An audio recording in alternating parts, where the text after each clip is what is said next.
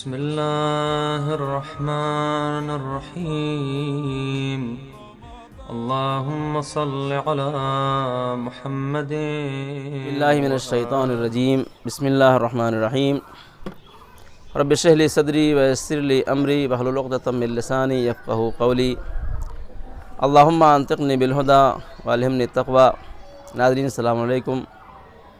ماہ مبارک رمضان ہے، اللہ کی ضیافت کا مہینہ ہے، تہذیب و اصلاح نفس کا دور ہے۔ ماہ مبارک جب انسان روزے رکھتا ہے، دعائیں پڑھتا ہے، قرآن کی تلاوت کرتا ہے اور ایک روحانی ماحول ماہ مبارک رمضان میں بنا ہوا ہوتا ہے، اور یہ ماحول 30 دن تک یا 29 دن تک مسلسل جاری رہتا ہے۔ یہ 29 دن یا 30 دن انسان کے لیے بہت ہی اہم ہوتے ہیں، اس لیے کہ ان دنوں میں انسان کو ایک طرح سے بہت سے کاموں کی پریکٹس ہو جاتی ہے۔ مثلا ہم بہت سے کام رمضان سے پہلے جو صحیح نہیں تھے ہم کرتے تھے، لیکن الحمدللہ رمضان آ گیا تو ہم اس سے بچنے کی کوشش کرتے ہیں، بہت سے گناہ سے بچنے کی کوشش کرتے ہیں۔ شاید عام دنوں میں ماہ رمضان نہ ہو تو بڑی آسانی سے جھوٹ بول دیتے ہیں، لیکن چونکہ ماہ مبارک رمضان ہے تو ایک مرتبہ جھوٹ بولنے میں انسان سوچتا ہے، یا خدا نخواستہ کوئی گالی بکنے والا ہے تو رمضان نہ ہو تو وہ گالی بک دیتا ہے، لیکن ذرا سا ماہ رمضان ہوتا ہے تو تکلف کرتا ہے۔ اسی طرح بہت سی چیزیں ہیں جو ہم ماہ مبارک رمضان میں ہم متوجہ ہوتے ہیں کہ ہمیں یہ کام نہیں کرنا چاہیے۔ چنانچہ یہ دن انسان کے لیے پریکٹس کے دن ہیں۔ کس چیز کے لیے؟ اللہ سے قریب ہونے کی پریکٹس، نمازوں کو اول وقت پڑھنے کی پریکٹس، بہت سے گناہوں سے دور رہنے کی پریکٹس، مثلا جھوٹ نہ بولنے کی پریکٹس، مثلا گالی نہ دینے کی پریکٹس، مثلا کسی کو برا نہ کہنے کی پریکٹس، غیبت نہ کرنے کی۔ یہ 30 دن یا 29 دن جو ماہ مبارک رمضان گزرتے ہیں، یہ انسان کے نفس کے لیے بہترین موقع ہے اپنی اصلاح کرنے کے لیے۔ تہذیب و تزکیہ نفس کا زمانہ ہے، بہت سے مسائل ہمارے سامنے ہوتے ہیں۔ میں ان ایام اللہ میں آپ کے سامنے ایک خاص موضوع کو لے کر حاضر ہوا ہوں، بالخصوص ہمارے نوجوان لڑکوں اور لڑکیوں کے لیے یہ موضوع بہت اہم ہے۔ سوشل میڈیا کا زمانہ ہے، واٹس ایپ، فیس بک، ٹویٹر، انسٹاگرام، ایسے بہت سے ڈیوائس ہیں جن کو لوگ یوز کرتے ہیں، اور ان کے ذریعے سے جو چیز کچھ دنیا میں ہو رہا ہے وہ لوگوں تک باتیں پہنچ رہی ہیں۔ چنانچہ الحمدللہ آج اس زمانے میں ہمارے اس سوشل میڈیا کے ذریعے سے بہت سی نیکیاں بھی لوگوں تک پہنچ رہی ہیں۔ قرآن، احادیث، تفسیر، احکام سوشل میڈیا کے ذریعے سے، مختلف چینلوں کے ذریعے سے لوگوں تک پہنچ رہے ہیں۔ اسی طرح سے بہت سی برائیاں بھی لوگوں تک پہنچ رہی ہیں۔ آپ فیس بک کھولیے، آپ آگے بڑھیے، بہت سی چیزیں وہاں پہ آپ کو دیکھنے کو مل جائیں گی جو ہم کو خراب کرنے والی، ہمارے نوجوانوں کو خراب کرنے والی ہیں۔ ان میں سے میں ایک خاص موضوع کی طرف آپ کو اشارہ کرنا چاہتا ہوں، اور میں اپنے نوجوان لڑکوں اور لڑکیوں سے پلیز ریکویسٹ کرتا ہوں کہ جب آپ سوشل میڈیا کے اوپر ہوں تو آپ یہ نہ بھول جائیں کہ ہم علی کے چاہنے والے ہیں۔ جب آپ فیس بک کو واچ کر رہے ہوتے ہیں تو آپ یہ نہ فراموش کر دیں کہ ہم حسین کے ماننے والے ہیں۔ جب آپ واٹس ایپ پر چیٹنگ کر رہے ہو تو آپ یہ نہ بھول جائیں کہ ہم جناب فاطمہ زہرا سلام اللہ علیہا کے فالوورس ہیں۔ ہم اگر سوشل میڈیا کے اوپر ہیں تب بھی امام کے چاہنے والے ہیں، نہیں ہیں تب بھی امام کے چاہنے والے ہیں۔ سب سے پہلا مرحلہ یہ ہے کہ ہر شخص کی ذمہ داری یہ ہے کہ وہ اپنی حیثیت کو پہچانے۔ خاص طور سے ہم کو اپنی حیثیت کو پہچاننا چاہیے کہ ہم اہل بیت والے ہیں، ہم فاطمہ زہرا سلام اللہ علیہا والے ہیں، ہم حسن و حسین اور مولا علی علیہ السلام والے ہیں، ہم قرآن والے ہیں۔ لہذا ہماری حیثیت دوسروں سے الگ ہے۔ سوشل میڈیا پہ اگر کوئی چیز دکھائی جا رہی ہے تو اس کا مطلب یہ نہیں کہ ہم بھی وہ کر سکتے ہیں، نہیں۔ اگر کوئی دوسرے لوگ کچھ غلط کام کر رہے ہیں تو اس کا مطلب یہ نہیں کہ ہم بھی وہ کام کر سکتے ہیں۔ ایک موضوع جو بہت اہم ہے جس کے لیے میں نے آپ کو زحمت دی ہے وہ یہ ہے کہ آج کل سوشل میڈیا کے اوپر، خاص طور سے فیس بک، انسٹاگرام کے اوپر جو چیز بہت شدت سے عام کی جا رہی ہے وہ کیا ہے؟ وہ لڑکوں اور لڑکیوں کا آپس میں دوستی کرنا۔ ایک لڑکی ایک نامحرم لڑکے کی دوست ہے، ایک لڑکا ایک نامحرم لڑکی کے دوست ہے، جس کو ایک اسٹینڈرڈ لینگویج میں کہتے ہیں ایک لڑکے کے لیے گرل فرینڈ اور لڑکی کے لیے بوائے فرینڈ، اور اس کو بہت تیزی کے ساتھ اور شدت کے ساتھ سوشل میڈیا کے ذریعے سے پروموٹ کیا جا رہا ہے۔ جن کے پاس دین نہیں ہے، جن کے پاس قرآن نہیں ہے، جن کے پاس اہل بیت نہیں ہے، ان کے پاس کوئی رول نہیں ہے، زندگی جینے کا کوئی قاعدہ ان کے پاس نہیں ہے۔ ان کے لڑکے اگر لڑکیوں کو دوست بنائیں، ان کی لڑکیاں اگر دوسرے لڑکوں کو دوست بنائیں تو ان سے ہمیں کچھ لینا دینا نہیں ہے۔ میں چونکہ اس چیز کو شدت سے سوشل میڈیا پر عام کیا جا رہا ہے، اس لیے میں اپنے نوجوانوں سے، اہل بیت کے چاہنے والوں سے یہ ریکویسٹ کروں گا اس چینل کے ذریعے سے کہ پلیز یہ کام ہمارا نہیں ہے، ہم اس میں مبتلا نہیں ہوں۔ اسلامی قاعدہ یہ ہے کہ کوئی نامحرم کسی نامحرم سے بلا وجہ کی باتیں نہیں کر سکتا۔ یوں کہا جائے، بالکل کھلے الفاظ میں کہہ دوں کہ اسلام میں گرل فرینڈ اور بوائے فرینڈ کا سسٹم نہیں ہے۔ نامحرم لڑکا نامحرم لڑکی کا دوست نہیں ہو سکتا، نہیں ہونا چاہیے۔ نامحرم لڑکی کا نامحرم لڑکا دوست نہیں ہونا چاہیے۔ اور اس کے بعد چیٹنگ کرنا اور اس سے بلا وجہ کی باتیں کرنا، یہ سب کیا ہے؟ اسلام میں منع ہے۔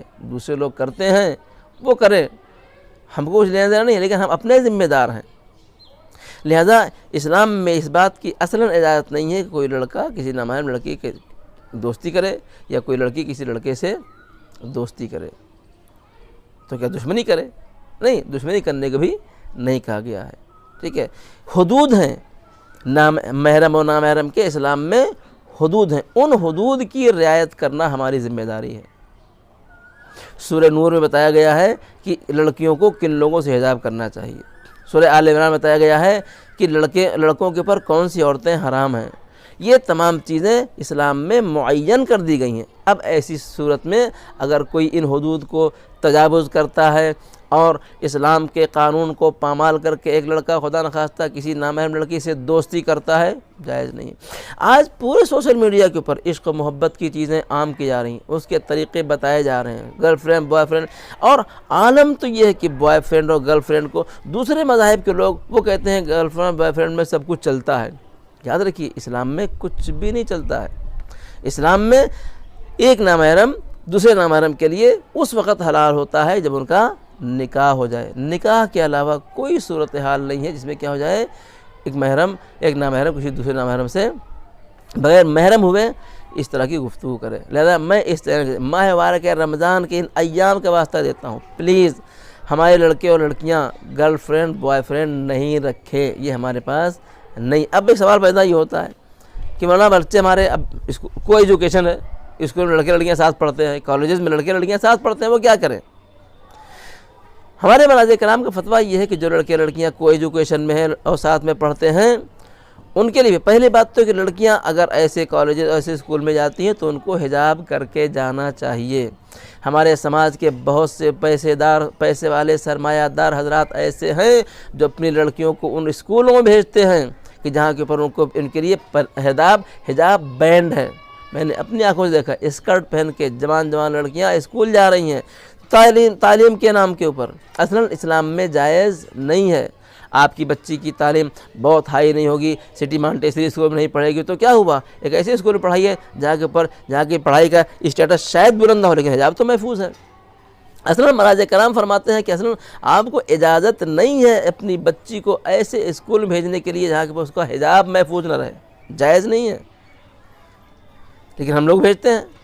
پہلی بات تو یہ غلطی ہے، اگر ایسے اسکول بھیج رہے ہیں جہاں پر کوئی ایجوکیشن اور حجاب کی پرمیشن نہیں ہے تو آپ اپنی بچی کو اسکول نہیں بھیجتے، گناہ گار ہیں۔ روز محشر یہ بچے آپ کا دامن پکڑیں گے، یاد رکھیے۔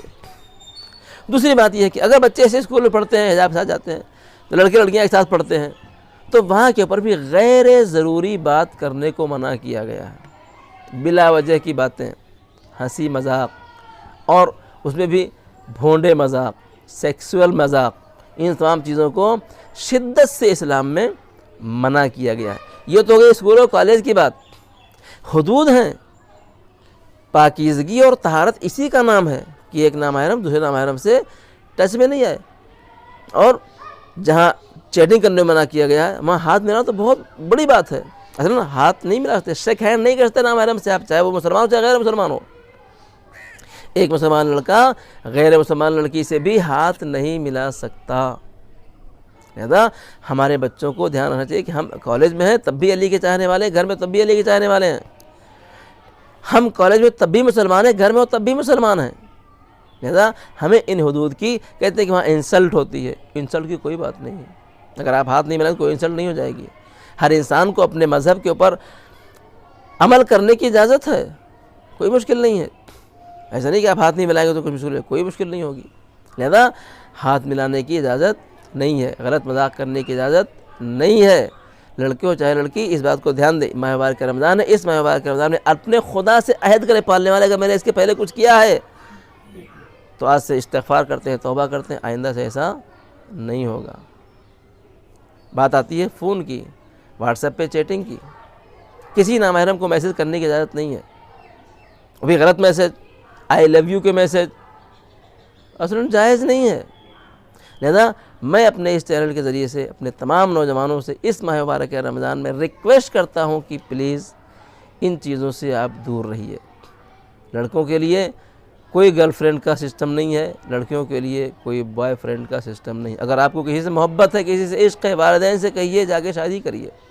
اور والدین سے بھی ریکویسٹ ہے کہ اگر آپ کا بچہ کسی لڑکی کو چاہتا ہے تو آپ شادی اسی سے کریے۔ آپ کی لڑکی کسی لڑکے کو چاہتی ہے تو آپ شادی اس سے کریے۔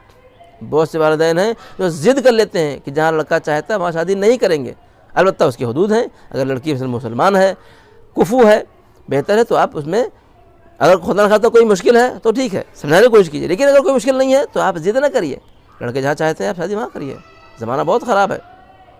لہذا میں یہ دو باتیں اپنے اس چینل کے ذریعے سے آپ تک پہنچانا چاہتا ہوں کہ پلیز ہمارے بچے اس کام کو نہ انجام دیں۔ ہمارے نہ دین اجازت دیتا ہے، نہ قرآن اجازت دیتا ہے، نہ ہمارے اہل بیت اجازت دیتے ہیں، نہ ہمارے مراجع کرام ہم کو اس بات کی اجازت دیتے ہیں۔ غلط چیٹنگ، غلط ہیلو ہائے اور غلط باتیں کرنا اصلاً اسلام میں جائز نہیں ہے۔ ہم امید کرتے ہیں کہ انشاءاللہ ہمارے اس چینل کے ذریعے سے آپ تک یہ پیغام پہنچے گا اور لوگ ایسے گناہ کرنے سے اس خاص طور سے ماہ مبارک رمضان میں اور اپنی لائف میں پرہیز کریں گے۔ خدا دعائے پالنے والے ہمیں گناہوں سے بچنے کی توفیق عطا فرما۔ ہم نے جو گناہ کر لیے پالنے والے، ہمیں گناہوں کو معاف فرما۔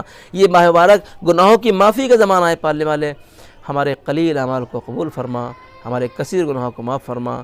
خدا بندہ ہمارے اعمال میں اخلاص کی توفیق عطا فرما۔ یا من یقبل الیسیر ویعفو عن الکثیر اقبل منی الیسیر واعف عنی الکثیر انک انت الغفور الرحیم۔ والسلام علیکم ورحمۃ اللہ وبرکاتہ۔